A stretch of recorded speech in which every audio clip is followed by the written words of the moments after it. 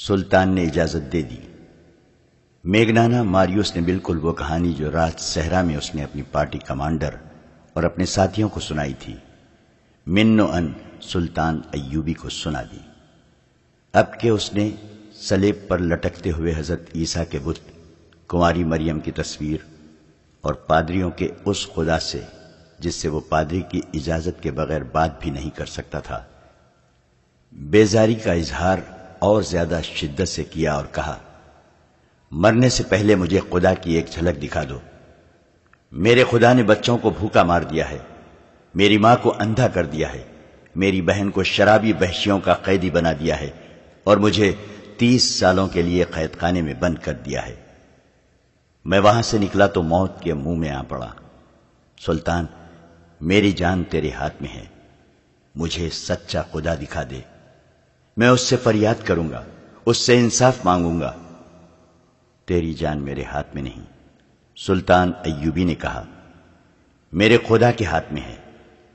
اگر میرے ہاتھ میں ہوتی تو اس وقت تک تم میرے جلاد کے پاس ہوتے، میں تمہیں وہ سچا خدا دکھا دوں گا جو تیری گردن مارنے سے مجھے روک رہا ہے، لیکن تجھے اس خدا کا سچا عقیدہ قبول کرنا ہوگا، ورنہ خدا تمہاری فریاد نہیں سنے گا اور انصاف بھی نہیں ملے گا۔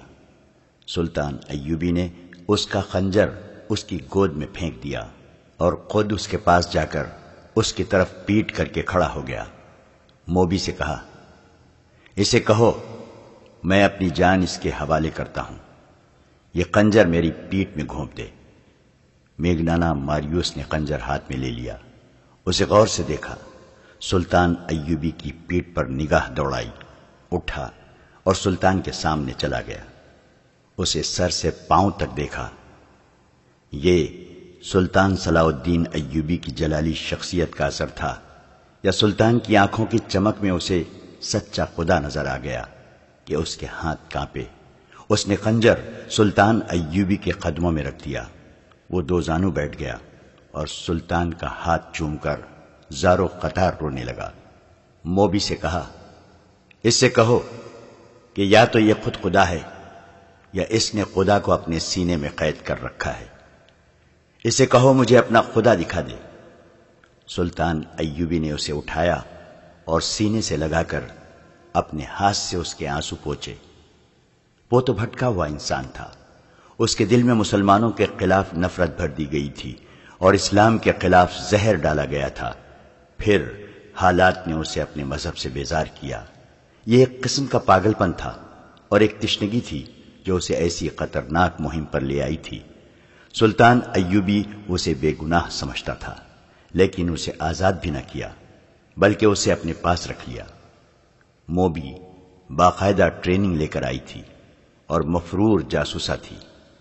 یہ وہ 7ویں لڑکی تھی جس نے صلیبیوں کا پیغام سوڈانیوں تک پہنچایا اور بغاوت کرائی تھی۔ وہ ملک کی دشمن تھی، اسے اسلامی قانون نہیں بخش سکتا تھا۔ سلطان نے اسے اور اس کے ساتھی کو علی بن سفیان کے حوالے کر دیا۔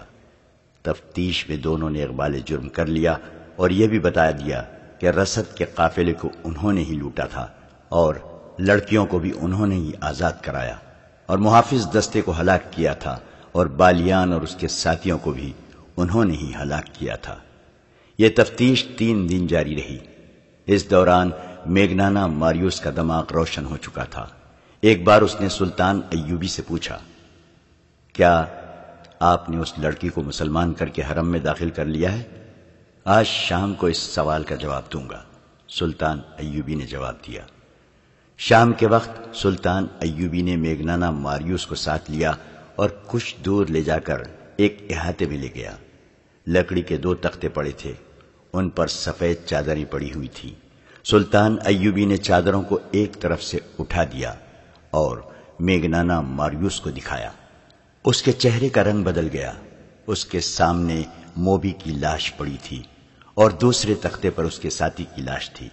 سلطان ایوبی نے موبی کے سر پر ہاتھ رکھ کر پیچھے کھینچا، گردن کندھے سے جدا تھی۔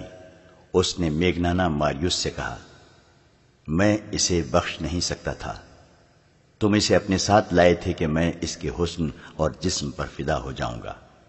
مگر اس کا جسم مجھے ذرہ بھر بھی اچھا نہیں لگا تھا۔ یہ ناپاک جسم تھا۔